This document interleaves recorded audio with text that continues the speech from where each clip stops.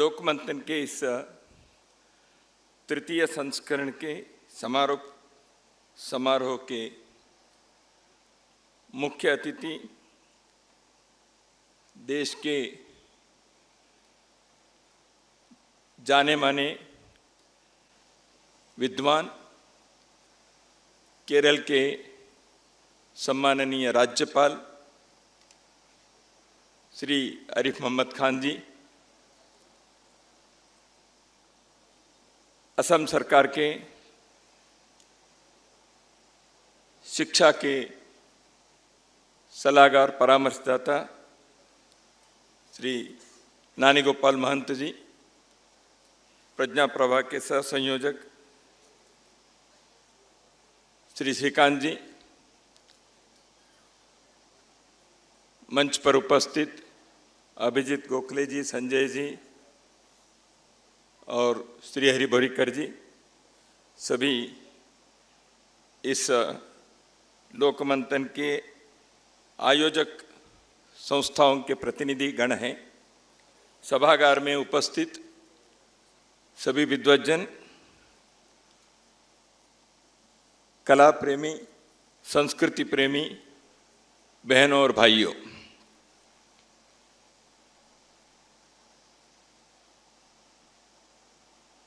मैं 3 दिन से इस लोकमंथन के तृतीय आवृत्ति में 3rd एडिशन कहा गया है, इसमें मैं उपस्थित हूँ। उद्घाटन कार्यक्रम से मैं कई सत्रों में रहा हूँ और लोकमंथन के तीनों संस्करणों में भी रहा हूँ, भोपाल, रांची और गुवाहाटी में।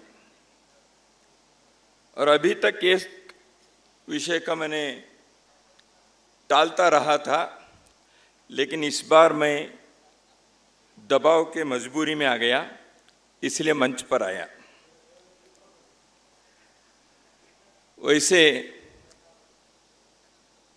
3 दिन से लोकमंथन के इस वर्ष के जो मुख्य विषय वस्तु है, थीम है लोक परंपरा, इस संदर्भ में इतने सत्रों में, इतने आयामों में सुनने के पश्चात, विचार मंथन होने के बाद अब मेरे लिए कुछ कहना चाहिए ऐसे मेरे मन में तो नहीं है। मुख्य अतिथि महोदय के लिए एक सुविधा है, आप सत्र में नहीं थे इसलिए आपके लिए बोलने के लिए विषय रहता है। मैं सत्रों में भी रहा हूं, इसलिए कुछ भी मैं बोलूं लोग कहेंगे ये तो रिपीट कर रहा है, तो इसलिए ये थोड़ा सा संकोच और भय मेरे मन में है। लोकमंथन यह राष्ट्र सर्वोपरि ऐसे जो सोचते हैं, विचार करते हैं और ऐसे जीने के लिए प्रयत्न करते हैं, ऐसे विचारकों एवं कर्मशीलों का राष्ट्रीय विमर्श है। It is a colloquium of nation first thinkers and practitioners. जब इस विषय को, इस पंक्ति को रखने का विचार हुआ प्रथम संस्करण में, इसके पीछे एक सोच रहा है, विचार करके इसको कहा है। सामान्यतः इस प्रकार के विषयों के संदर्भ में जब बात होती है, सामान्यतः देश के बारे में सोचना यह समाज के विद्वज्जनों के, चिंतन करने वाले लोगों के, बुद्धिधर्मी लोगों के काम हैं। इसलिए विचारक लोग इस प्रकार के विषय के बारे में सदियों से बोलते भी रहे, लिखते भी रहे, चर्चा करते ही रहे हैं, लेकिन मौन रूप से जो ज़्यादा बोले नहीं, मंच से तो बोले ही नहीं, लेकिन राष्ट्र के आत्मा के अंतःसत्व को सुदृढ़ करने का, मजबूत करने का, उसको चैतन्य युक्त बनाकर रखने का, उसको पीढ़ी दर पीढ़ी वह चलते रहे इस प्रवाह को अक्षुण्ण रखने का प्रयास जिन्होंने अपने जीवन में किसी भी प्रतिफल के आकांक्षा न करते हुए जिन्होंने किया, ऐसे लोगों को भी इस प्रकार के आयोजन में प्रमुखता से जोड़ना चाहिए। यही एक विचार सोचकर राष्ट्र सर्वोपरि विचारक एवं कर्मशीलों के राष्ट्रीय संविमर्श, ऐसे इसको कहा गया। मित्रों, हम जानते हैं जिस लोक परंपरा के संदर्भ में इस बार के विषय हुआ, पिछले बार भी रांची में भी कई इस प्रकार के विषय हमने चर्चा की थी, तो उसमें जो विषय अभी यहाँ 3 दिन हम लोगों ने मंथन किए हैं, जीवन के हर आयामों के बारे में लगभग कुछ न कुछ कहने का प्रयत्न यहाँ के विद्वान लोगों ने किया है, और इसका प्रकट करने वाले कर्मशील लोगों के कई प्रकार के कृतियाँ मंच पर और इस परिसर में वह प्रकट होते रहें, प्रस्तुत होते रहें। समाज में ये 2 अलग अलग नहीं हैं। लोग सामान्यतः फोक इस शब्द से जो इसका अनुवाद होता है वह नहीं है, इसे लोक मंथन ने पहले कहा है, इसलिए एक पुस्तक की रचना भी इस लोक मंथन से पूर्व प्रकाशन के रूप में हम लोगों के प्रस्तुत आया ही था, लोक बियॉन्ड फोक।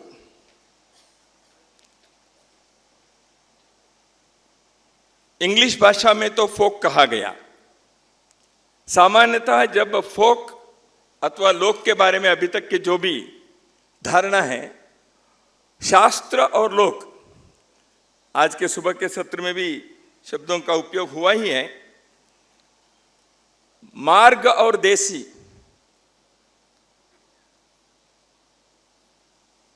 शिष्ट और साधु अथवा सामान्य लोगों के, साहित्य के संदर्भ में कहना है तो लिटरेरी एंड कोलोक्वियल, ग्रांथिक और वाचिक, इस प्रकार के एक दोनों के बीच एक अंतर है, ऐसे कहने का प्रयास बहुत बार चर्चा में, विचार गोष्ठियों में, सेमिनार्स में, साहित्य के भिन्न भिन्न लेख प्रलेखों में हम देखते हैं। क्या वो ठीक है?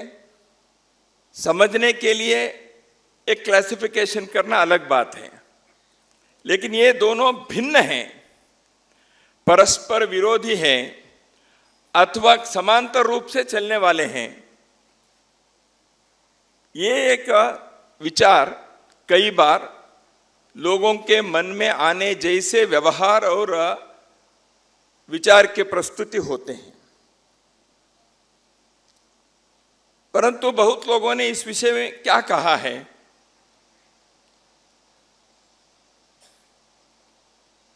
वासुदेव शरण अग्रवाल जी ने इस संदर्भ में जो कहा वह हम लोगों के लिए पाथेय है, इसे मैं मानता हूं। लोक अपने जीवन का सागर है जहां अतीत वर्तमान सभी मिल जाते हैं, और लोक यह राष्ट्र के चैतन्य स्वरूप है। लोक के राष्ट्र की जो लोकाभिव्यक्ति है, राष्ट्र की जो लोकाभिव्यक्ति है, वह कई बार ओझल हो जाता है जब मार्ग और देसी, लोक और शास्त्र, इस प्रकार के एक विभाजन से। लोक, इसके अर्थ भी कई हो गए हैं। लोक अवलोकन, आलोक, दृष्टि, इस अर्थ से भी है। जन इस अर्थ से तो है ही, हम सब जानते हैं। इसलिए लोकतंत्र यानी जनतंत्र, लोकमत यानी जनमत, लोका समस्ता सुखिनो भवन्ति यानी सभी लोग, सभी जनता सुखी रहें। इस अर्थ से भी लोक शब्द के प्रयोग होते ही रहे हैं। लेकिन लोक का और भी एक है, चतुर्दश लोक है। तो इसलिए राष्ट्र, क्षेत्र, लोक, ये सब एक साथ प्रयोग होने वाले, धर्म जैसे कई अर्थ से धर्म के शब्द का प्रयोग होता है। धर्म लक्षण भी है, धर्म कर्तव्य भी है। आज प्रातःकाल के सत्र में मैंने भगवती जी कह रहे थे, वो एक प्रश्न के उत्तर में कर्तव्य के संदर्भ में प्रश्न पूछा गया, तो धर्म, चाणक्य के उल्लेख उन्होंने किया था। नियम, यह भी धर्म है। लक्षण, यह भी धर्म है। सत्कर्म करना, दान देना भी धर्म है। रिलीजन के अर्थ में भी धर्म है। ऐसे धर्म के कई अर्थ, कई आयाम जैसे हैं, ऐसे लोक के लिए भी कई प्रकार के अर्थ से, कई प्रकार के आयामों में इस शब्द का उपयोग हुआ है। राष्ट्र बनता है जन, भूमि और संस्कृति के संघात से। भूमि चाहिए, उस भूमि को मातृवत समझने वाले, उसको माता कहने वाले, उस दृष्टि से सोचने वाले, व्यवहार करने वाले पुत्र रूपी समाज यानी जन, और इनके कारण जो विकसित हुई संस्कृति है, जीवन मूल्य हैं, इन तीनों के कारण राष्ट्र बनते हैं। एक दृष्टि से इसमें दो, भूमि और जन, ये दोनों लोक इस शब्द से समान रूपी है। तो इसलिए एक सुदीर्घ परंपरा हमारे देश में लोक के कारण राष्ट्र, जैसे वासुदेव शरण अग्रवाल जी का मैंने उल्लेख किया, इस लोक के अतीत, वर्तमान और भविष्य के सम्मिलित रूप के कारण राष्ट्र के चैतन्य स्वरूप है। राष्ट्र संविधान से नहीं बनता, कानून से नहीं बनता, सेना से नहीं बनता, मुद्रा से नहीं बनते, संप्रभुता से नहीं बनता, शासन से नहीं बनता। राष्ट्र बनता है भूमि, जन और संस्कृति के कारण।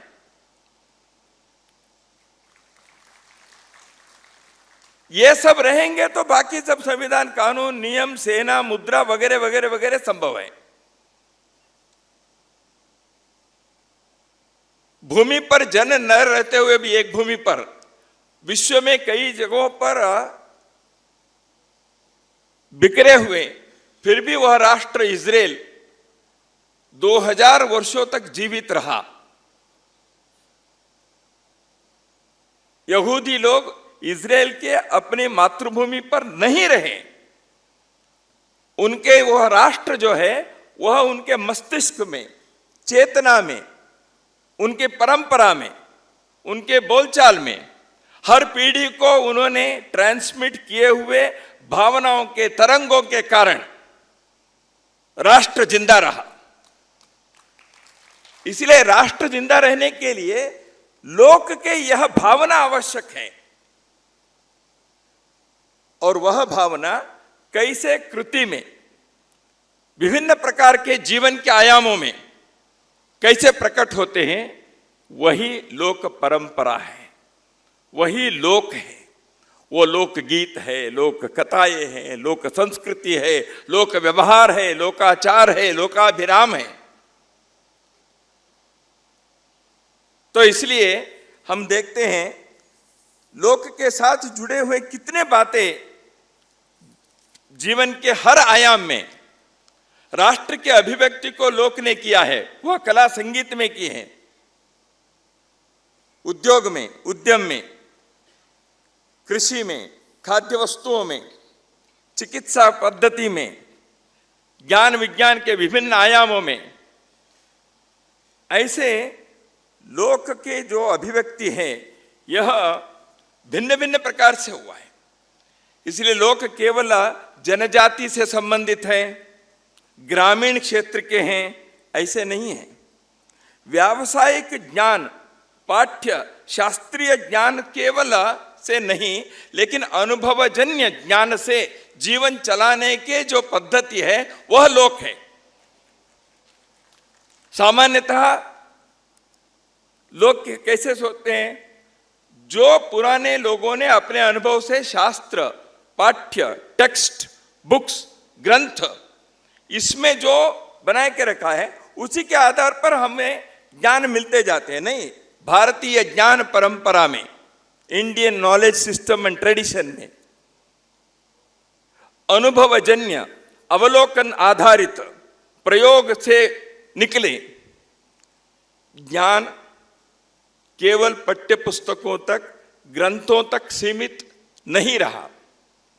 इसलिए यह परंपरा सदियों, हजारों वर्षों तक चलती रही। वह राष्ट्र को सुदृढ़ किया। वह परंपरा ने राष्ट्र को जीवंत और चैतन्ययुक्त रखने में सफल हुआ। तो इसलिए इतने सदियों के बाद भी आज भी उसको हम यहां देख सकते हैं। इतने संघर्ष हो गए, इतने देश के अंदर आक्रांत आए, इतने प्रकार के राज्य बदले, फिर भी आज क्यों हैं? क्योंकि वो जीवन के व्यवहार में है, घर घर में है, बोलचाल में है। एक घर से सदियों से निकले हुए कला के जो प्रकार है वो उनके हाथों के अंगुली में है। तो इसलिए उस घर के अगली पीढ़ी के लोग उसी कला को उसी प्रकार करने में सफल हो गए। सभ्यता के यह प्रवाह, संस्कृति की यह धारा लोक के कारण यह जीवित रहा है, यह हम जानते हैं। लोक प्रकृति, पंचतत्व, पारमार्थिक, पर्व, मनुष्य की प्रवृत्तियां, इन सारे विषयों के बारे में लोक ने अपने भिन्न भिन्न प्रकार से व्यक्त करने के प्रयत्न किया है। वो गायन से किया है, गीतों से, कहानियों से किया है,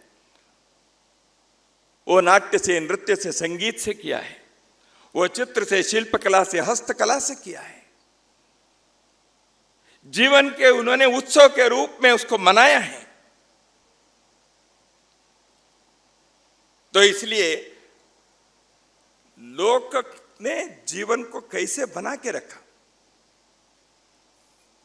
संस्कृत में सुबह उठने के पश्चात कहने के एक श्लोक हम सब जानते हैं। समुद्र वसने देवी पर्वत स्तन मंडले विष्णुपत्नी नमस्तुभ्यम पादस्पर्शम चवस्व में। भूमि, इसके प्रति हम कृतज्ञ हैं। यहाँ के लोकमंथन के कीनोट एड्रेस पद्मश्री सम्मानित कपिल तिवारी जी ने इसी मंच से जब किया, उन्होंने लोकमान्य माताओं के बारे में उन्होंने कहा, भूमाता, प्रकृति माता, नदी माता, गौ माता, अपनी माता, भाषा जो मातृभाषा है वह, और जगन माता, ये सप्त माताएं हैं। लोक ने इन सारी माताओं के बारे में किसी न किसी प्रकार से अभिव्यक्त करने का प्रयत्न किया है। तो मैं कह रहा था, इसलिए भूमि के प्रति संस्कृत में तो वह है ही विष्णु पत्नी नमस्तुभ्यम। मेरी मातृभाषा कन्नड़ है। कन्नड़ में एक लोकगीत के एक 4 पंक्तियां ऐसे हैं। ಬೆಳಗಾಗಿ ನಾನೆದ್ದು ಯಾರ್ಯಾರ ನೆನೆಯಲಿ ಎಳ್ಳು ಜೀರಿಗೆ ಬೆಳೆಯೋಳ, ಎಳ್ಳು ಜೀರಿಗೆ ಬೆಳೆಯೋಳ ಭೂತ್ ನನ್ನವ್ವ भूताय ನೆನೆದೇನ। मैं सुबह उठकर किस किस को मैं स्मरण करूं? तिल और जीरा उगाने वाली मेरी मां भूमाता को मैं नमन करते हुए उसके स्मरण करती हूं। वो एक गांव की महिला, उसने समुद्र वसने देवी पर्वत स्तन मंडले इतने व्यापक रूप से नहीं देखा होगा। उसने देखा अपने खेत में तिल और जीरा ये उग रही है, ये मेरी मां है। इस भूमि माता को कल्पना वही है, धारणा वही है, मन वही है, शब्द अलग हो सकते हैं क्योंकि ये अनुभवजन्य है, टेक्स्ट से नहीं है, ग्रंथ से नहीं सीखा उसने। उसने रोज देखा मेरे खेत में वहां तिल और जीरा उग रहा है, तो क्यों? ये भूमि माता के, ये मेरी मां के कारण है, इसलिए इसको मैं सुबह उठते ही प्रातः काल उसके मैं स्मरण करूं। तो लोक राष्ट्र के अभिव्यक्ति कैसे करता रहा है, इसका एक उदाहरण बंगाल में एक खानर बचन ऐसे है। एक महिला कोई 12वीं सदी में थी, खाना उसके नाम होगा। उसने कई प्रकार के हजारों पंक्तियां उन्होंने उनके द्वारा रची गई हैं। वो कृषि के बारे में, सारे खेत के कृषि के भिन्न भिन्न प्रकार के प्रयोगों के बारे में, खाद के बारे में, गोबर के बारे में, बीजों के बारे में, कृषि कैसे करनी चाहिए इसके पद्धतियों के बारे में, कौन से नक्षत्र कौन से वर्षा में कैसे बीज बोना चाहिए इसके संदर्भ में 12वीं सदी के इस महिला ने जो खानर बचन इस लोकगीत में जो है वह आज भी एक दृष्टि से शास्त्रीय कृषि पद्धति के लिए अनुकूल ऐसी पंक्तियां हैं जो एक अनपढ़ महिला ने अपने वाणी से बनाकर रख दी। तो इसलिए जीवन के इतने आयामों में जो निकली हैं, लोग यह इतनी भूमि पर हम लोग भिन्न भिन्न प्रकार के मनुष्यों को, उनके विविधताओं को देखते हैं, अनुभव करते हैं। अभी नानी गोपाल महंत जी ने नॉर्थ ईस्ट के संदर्भ में विशेष रूप से उन्होंने आग्रह करते हुए कहा, this is the best place for celebrating लोक परंपरा। इतनी विविधता है, इतनी परंपराएं, बिल्कुल आपने ठीक कहा। लेकिन इसने अपने भूमि के बारे में अथर्ववेद में कहा गया, जन्म विभ्रति बहुधा विवाचसम नाना धर्माणम पृथ्वी यथौकसम सहस्रम धारा द्रविणस्य में दुहाम ध्रुवेव धेनु रन स्फुरंती। अथर्ववेद के इस पंक्तियों के अर्थ यह है, यह हमारी मातृभूमि नाना भाषा तथा नाना कर्तव्य करने वाले मनुष्यों को एक घर के समान, एक परिवार के समान धारण करती है। अर्थ डजंट मेक एनी डिस्क्रिमिनेशन। ये भूमाता किसी को पानी को मना नहीं करना है, लोक परंपरा है।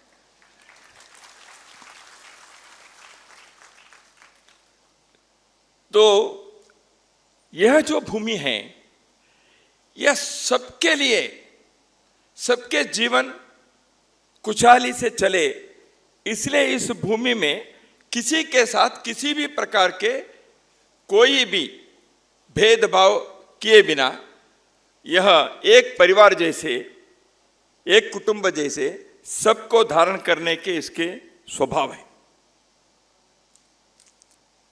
यही तो वेद के इस मंत्र में कहा गया। इतनी विविधता है, इन सारे विविधताओं के बीच एक एकत्व जो है, एकता जो है इस बहुत्व के बीच, उसके प्रति लोक परंपरा ने हमेशा ध्यान रखा है। इसलिए लोक परंपरा में ये भिन्नता, यह अलग है, यह कौन है, यह अन्य है, यह भेद कभी लोक ने नहीं सोचा। तो इसलिए लोक के संदर्भ में जो हमारे आनंद कुमार स्वामी, उन्होंने जो एक विचार हुआ, शिष्ट और ग्रामीण, लोक और शास्त्र, इसके संदर्भ में उन्होंने अपने पुस्तक में लिखा कि लोक शास्त्र जो है हाईवे है, लोक जो है ये बाईवे है, शास्त्र जो है यूनिवर्सल है, लोक जो है लोकल है। इस प्रकार के जो एक भेद उत्पन्न करने के प्रयत्न हुआ है, उसके संदर्भ में उन्होंने कहा हाईवे एंड लोकल और byway cultures can be pursued at one and the same time and in one and the same environment. They are not so much different cultures ethnically of different people.